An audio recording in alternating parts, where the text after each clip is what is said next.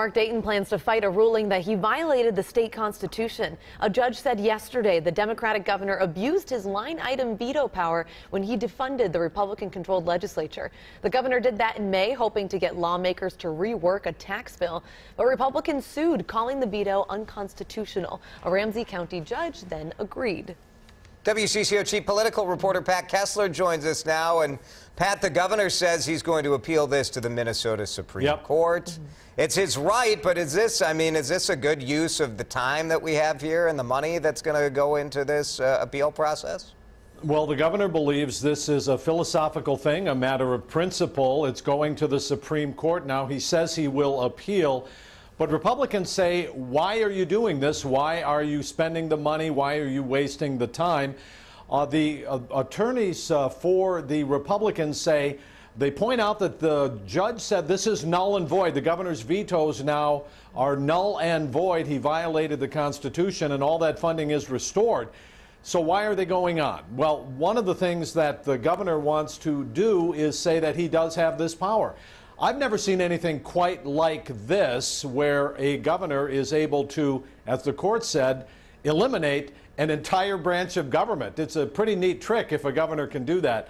So legal experts are saying they don't think he will prevail, but the governor wants the Supreme Court to rule on this. Well, it's never going to come up again, right? I mean, let's be realistic. How many other governors are going to try to use this? It seems like a fight. Well, and the ruling is pretty narrow just to this specific circumstance also. Well, it is, but this is a new thing in American politics. The governor of New Mexico, a Republican, also did the same thing, eliminated funding for the legislature. So it's something that has never been tested in courts, but now we're beginning to see these cases pop up. Interesting. Pat, what do you make of President Trump's statement saying he wouldn't have nominated Attorney General Sessions given what, if he were going to recuse himself? Are Sessions' days numbered? Is this a bad sign for him?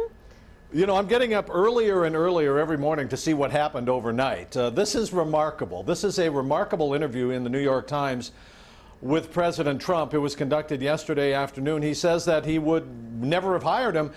It, I think, demonstrates a basic misunderstanding of what the Department of Justice is and who the Attorney General is, who has a history of independence from the president, even though it's in the executive branch. Now, Attorney General Sessions has a few choices to make here.